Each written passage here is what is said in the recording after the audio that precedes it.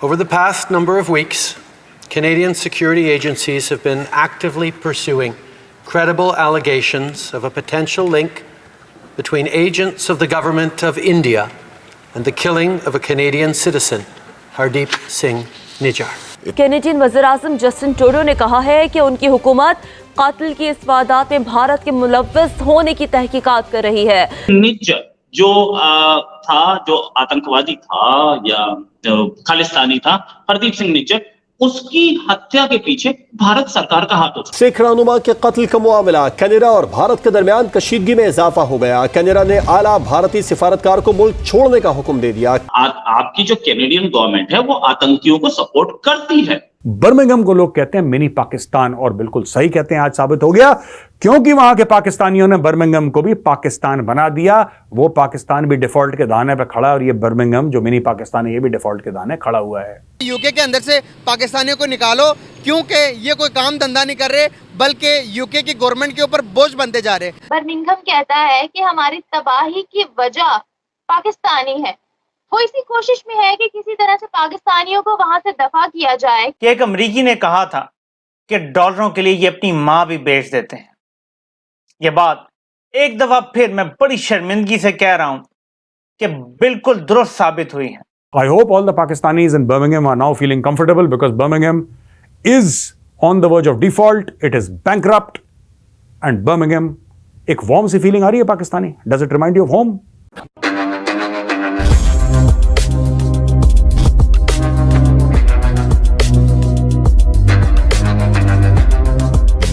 दोस्तों, आज भारतीय सरकार ने कनाडा को उसकी औकात दिखा दी।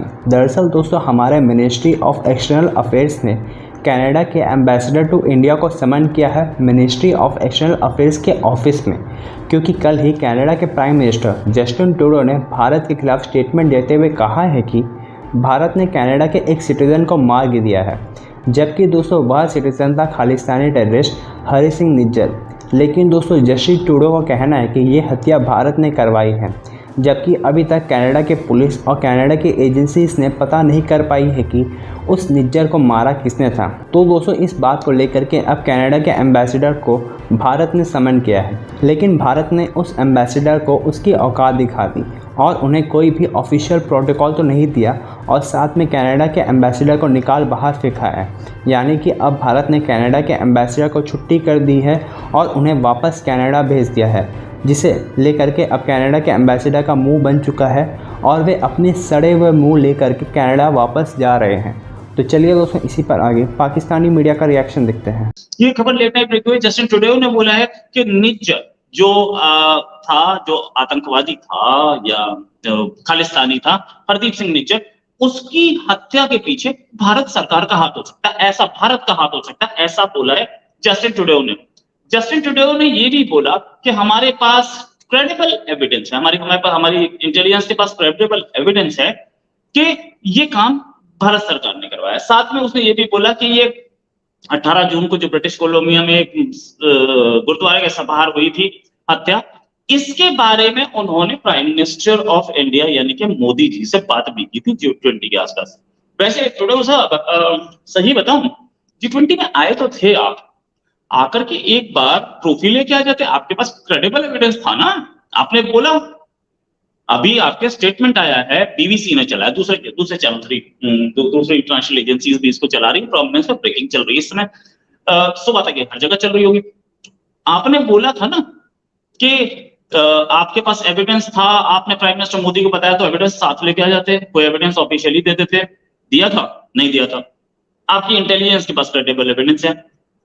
ये ना इंडिया में ज्यादा रुकना ना आपके लिए घातक था, जो आपने बहुत सोचा कि मैं कहां फंस गया यार, तो आपके असर पड़ा होगा दिमाग पे। आपकी गवर्नमेंट या आपकी इंटेलिजेंस वही इंटेलिजेंस है जिसे कुछ नहीं पता होता। करीमा बलूच की हत्या हो जाती है, आपको आज तक नहीं पता कि हत्यारा कौन था, ठीक है। आप उसे सुसाइड प्रूव करने में लगे, जबकि सुसाइड प्रूव हो नहीं पा रहा है आपसे, ठीक है। निज्जर का आपने पता लगा लिया, कैसे पता लगा लिया भाई? एयर इंडिया कनिष्का बॉम्बिंग हुई थी, उसमें क्या हुआ था?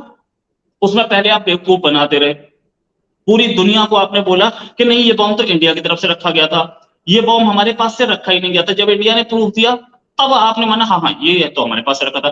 पहले यही इंटेलिजेंस थी ना, पहले झक मार रही थी, अंडे दे रही थी। और नरीता बॉम्ब में उसके उसी के साथ ये 2 बॉम्ब थे, दोनों फटने थे। और एक नरीता एयरपोर्ट चला गया था, वो वहां फटा, ठीक है, और उसमें 2 जापानी मारे गए। आपने इंस्टेंट एक्शन ले लिया, इंडिया वाले पे नहीं लिया। आपकी जो कैनेडियन गवर्नमेंट है वो आतंकियों को सपोर्ट करती है। पन्नू कैसे वहां जाकर के वो दे देता है, और पन्नू बेटा अगर ये खबर सही है ना तो तू तो बच ले, तेरा तो हैप्पी बर्थडे जल्दी होने वाला है, ये बात याद रखियो। अगर ये खबर सही है कि इंडियन गवर्नमेंट इन्वॉल्व थी, हालांकि इंडियन गवर्नमेंट ऐसा कोई काम करती नहीं है, टुडे हो गया पागल। लेकिन फिर भी चलिए, किसी कंट्री का प्राइम मिनिस्टर है, मैं उसको क्या बोलूं, बोलना नहीं चाहिए, लेकिन उस आदमी को भी ये विदाउट प्रूफ ऐसा स्टेटमेंट देना नहीं चाहिए, ठीक है। और अगर ऐसा स्टेटमेंट दे रहा है, लेकिन पन्नू तो बच ले बेटा, तेरा तो हैप्पी बर्थडे जल्दी हो जाएगा अगर ऐसा है तो। और तू जो छुप छुप कर भाग रहा है ना, वो बच के रहियो, तेरे को ढूंढ के निकाल लिया जाएगा। तेरा निज्जर भी तो गया था ना, उसके साथ साथ दूसरा भी गया था। यूके के एक सबसे बड़े सिटी है जिसका नाम है बर्मिंघम। बर्मिंघम के अंदर से पाकिस्तानियों का बाइकआउट करने का एक ट्रेंड चल पड़ा है। वो कह रहे हैं कि पाकिस्तानी यहाँ पर आ रहे हैं, कोई काम काज नहीं कर रहे, जिसकी वजह से जो यूके की जो गवर्नमेंट है उन पर बोझ बढ़ता जा रहा है। तो वहाँ पर इंडियंस भी हैं, वहाँ पर और कंट्रीज से भी लोग हैं, तो उनका बाइकआउट क्यों नहीं, हमारा बाइकआउट क्यों होता जा रहा है? असल में ये मैंने भी पढ़ी है ये अखबार में कि वहाँ 14% जो पाकिस्तानी है ना वो काम नहीं करते, बाकी जो बांग्लादेशी है, इंडियन है, दूसरे मुल्क है, वो काम करते हैं, वो ज़्यादा काम करते हैं। वो यहाँ से जो जाते हैं ना हमारे पाकिस्तानी, वो काम नहीं करते, पढ़ने के लिए स्टडी वीज़े के लिए जाते हैं, वहाँ जाकर वो जॉब कर रहे हैं, लेकिन करते नहीं हैं। अच्छा, हाँ, ये बिल्कुल हमने भी पढ़ी है। और ये ट्रेंड चला कि हम वैसे भी आलसी मुल्क हैं, भिखारी है, वो कहते हैं चलो भीख से वहाँ भी कुछ मिल जाएगा, भीख मांगने चले जाते हैं कि चलो यहाँ आए कोई भीख से मांग जाए। इस पर वो उनको मिलता है गुजारा अलाउंस बरतानी हुकूमत देती है लोगों को, जो बेरोजगार होते हैं, वो कहते हैं चलो इसे गुजारा चला लेते हैं, ठीक है, जुगाड़ लगा लेते हैं, जब जुगाड़ लगता है लगाएं, जब नहीं होगा चलो वापस से पाकिस्तान चले जाएंगे। बल्कि पाकिस्तानों ने क्या करना है, आकर वो कहते हैं चलो भीख मिल रही है, खा रहे हैं बस। हम शुरू से असल में हैं भिखारी कौम, पाकिस्तान है ही भिखारी। हम उधर से भीख मांगते, उधर से भीख मांगते, कभी अमेरिका से, कभी यूएई से, कभी सऊदी अरब से भीख मांगते हैं, ठीक है, कभी बरतानी से भीख मांगते, भिखारी कौम है। और हकीकत बात यह है कि हम वाकई भिखारी हैं, हमें काम करने की आदत नहीं है। मैं जब लंदन गया था तब भी मैंने सुना था कि बर्मिंघम को लोग कहते हैं मिनी पाकिस्तान, और बिल्कुल सही कहते हैं। आज साबित हो गया, क्योंकि वहां के पाकिस्तानियों ने बर्मिंघम को भी पाकिस्तान बना दिया। वो पाकिस्तान भी डिफॉल्ट के दाने पे खड़ा है, और ये बर्मिंघम जो मिनी पाकिस्तान है ये भी डिफॉल्ट के दाने खड़ा हुआ है। वो भी भीख मांग मांग के काम चल रहा है उसका, इस बर्मिंघम का भी भीख मांग मांग के काम चल रहा है। सबकी वाट लगी और सेंटर ने पैसा देने से मना कर दिया, यानी कि लंदन ने बर्मिंघम को पैसा, सरकार जो है अंग्रेज सरकार, उसने पैसा देने से मना कर दिया।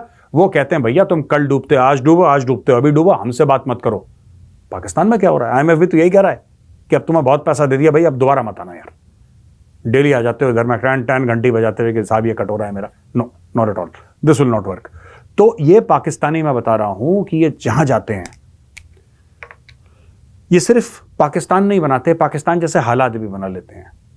बर्मिंघम को पहले ही काफ़ी, बर्मिंघम रडार पे है MI5 के, जो इनकी डोमेस्टिक इंटेलिजेंस एजेंसी है, वो लोकल इंटेलिजेंस एजेंसी है, और स्कॉटलैंड यार्ड के।